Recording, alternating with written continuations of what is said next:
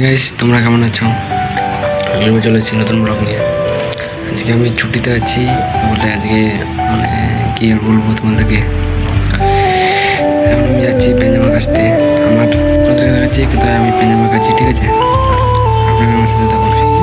এখন আমি বাইরে থেকে যাচ্ছি, মানে বাইরে থেকে আমার কোটটা নিয়ে যাওয়া যাবে। সার্ফ করেছি বাইরে থেকে, সার্ফটা নিয়ে যাবে। তোমার চোখে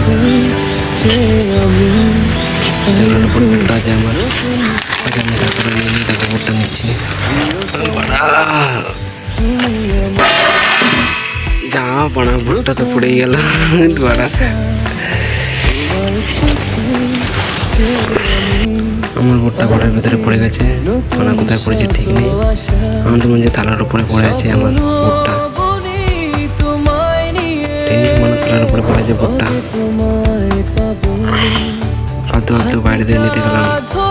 আমার একটা প্যান্ট, একটা জামা, একটা বুট, এই করে পরিষ্কার করবো। আমার মনে হচ্ছে বউ নিয়ে এলে ভালো হতো, ওই সব পেঞ্জামা খেতে যেত, রান্না বান্না করে যেত। তা কি হবে, বিদেশে এসেছি, একাই সব কিছু করতে হবে, নিজেকে করতে হবে সব কিছু। এবার আমি যাচ্ছি আমাদের সুইমিং পুলের কাছে। সুইমিং পুল না, আমাদের এখানে পেঞ্জামা কাছে, এখানে চান করে সব কিছু। এখানে আমরা পেঞ্জামা পরিষ্কার করি। এটা হচ্ছে আমাদের সুইমিং পুল।